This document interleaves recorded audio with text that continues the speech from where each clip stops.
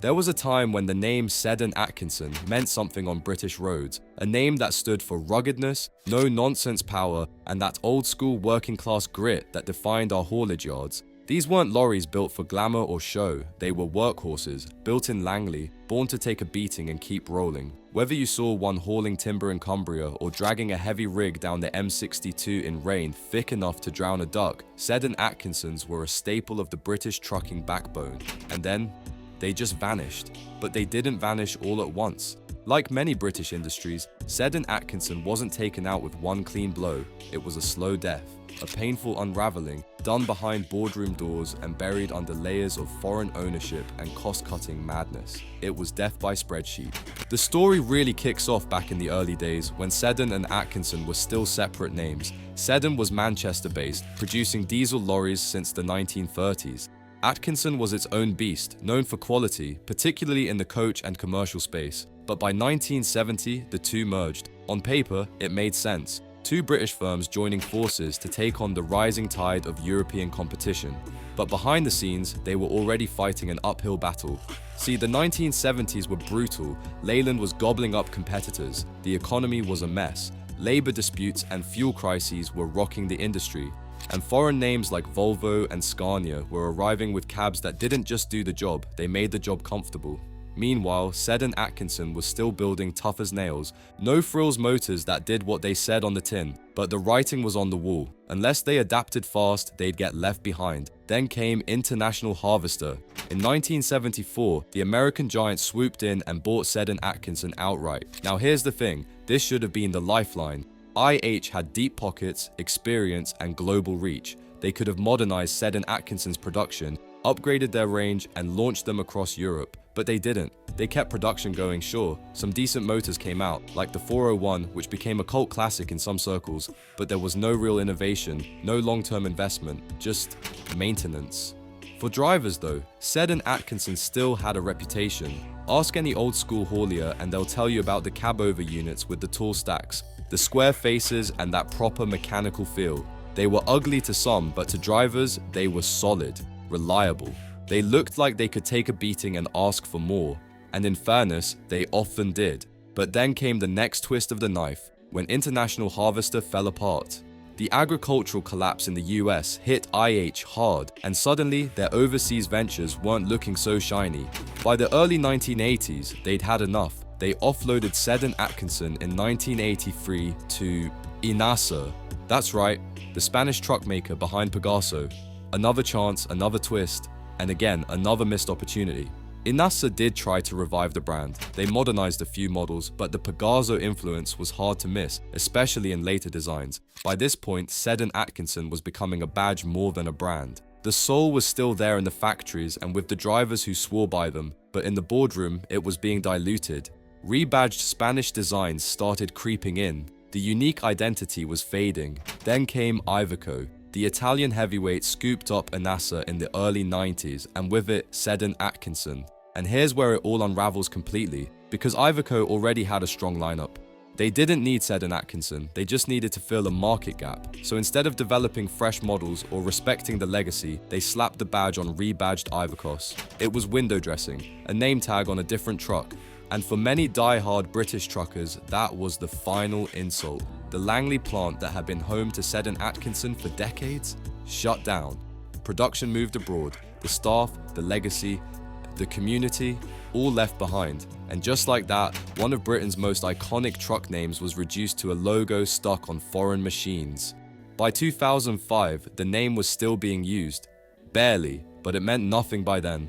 The final nail came in the early 2010s when Iveco stopped using the name entirely. Quietly, no fanfare, no tribute, just deleted. But you still see them, now and again, an old 301 or 401 tucked away in a yard. Maybe even a military rig still kicking about, because yes, even the British Army had fleets of Seddon Atkinsons, and they loved them for the same reasons everyone else did: reliability, simplicity, and guts. It's mad, really. A brand that once rolled strong on every motorway from Cornwall to Carlisle, gone. Not because the trucks were bad, not because drivers didn't like them, but because ownership kept changing hands and nobody ever gave it the backing it deserved. Every time it could have been saved, it was sold off instead. Picked clean like a carcass in the desert. And the worst part? Seddon Atkinson could have survived. In a world where DF and Scania went from strength to strength, where even ERF had a decent run, this brand had the tools. It had the respect of the workforce, the loyalty of the drivers, and a place in British trucking history. But legacy only gets you so far when the people at the top are just looking for the exit. Even after its death, the Seddon Atkinson name never really stopped stirring emotion. Mention it in any truck stop cafe up north, and you'll still find an older driver who'll light up at the memory of their old 401, maybe even show you a photo on their phone. Now, let's talk about the motors themselves, because these trucks weren't some fragile relic. They were hard-wearing, salt-covered beasts that took on Britain's worst roads and kept coming back for more.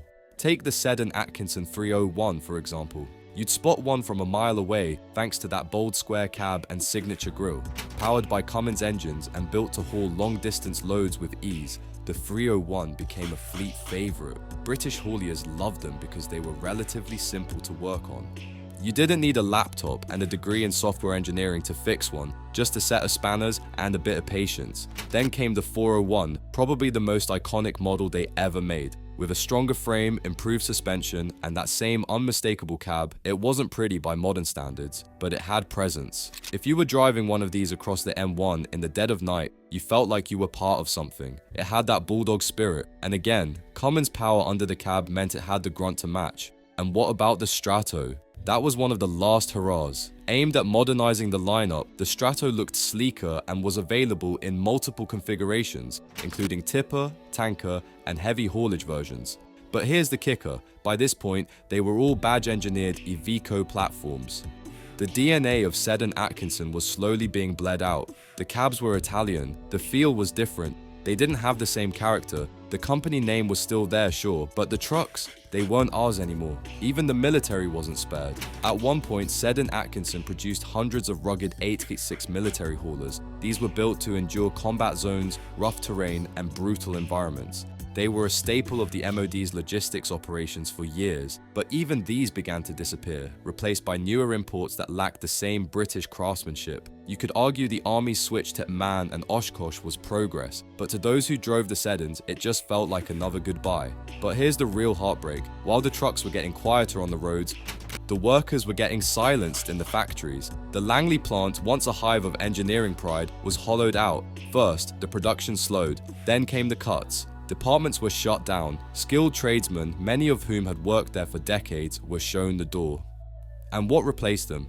Assembly lines in other countries, the legacy of British truck building handed off to whichever European firm could do it cheaper. You can blame economics all you want, and yeah, times were tough. But passion isn't something you can outsource. Pride in a product comes from the people who build it, who know every bolt and every weld, and Seddon Atkinson had that in spades, until it didn't. It wasn't just the factories and drivers that lost out either, so it was the hauliers. Imagine running a dozen Seddon Atkinsons, then waking up one day to find the brand axed and parts nearly impossible to source. That's not just inconvenient, it's business ending. Collectors and restorers have done their bit to keep the name alive. You'll find a few 401s proudly displayed at truck festivals, their paint polished to perfection, their air horns still blaring. There are even online communities swapping spares and restoring the old beasts to their former glory. But these are passion projects now, not working fleets, not the norm. The brand deserved better. It had a legacy, a loyal following, a team of workers and drivers who believed in it. And yet, it was treated like just another commodity, bought, flipped, stripped, and scrapped. And what's most telling is how quietly it all ended. No farewell, no grand announcement, just silence. The last Stratos rolled off the line, the last badge was bolted on, then nothing. You can still feel the gap they left. Seddon Atkinson wasn't perfect, no truck ever is, but it was ours, it was British, and it stood tall in an industry that was being swallowed up by big international players. Sometimes it's not about horsepower or payload or aerodynamics, sometimes it's about identity. And in that sense, losing Seddon Atkinson wasn't just the loss of a truck brand, it was the loss of a symbol. A symbol of a time when you knew the bloke who built your lorry, when trucks had names, not model numbers. When you could trust the badge on the front to mean something, that's what was lost.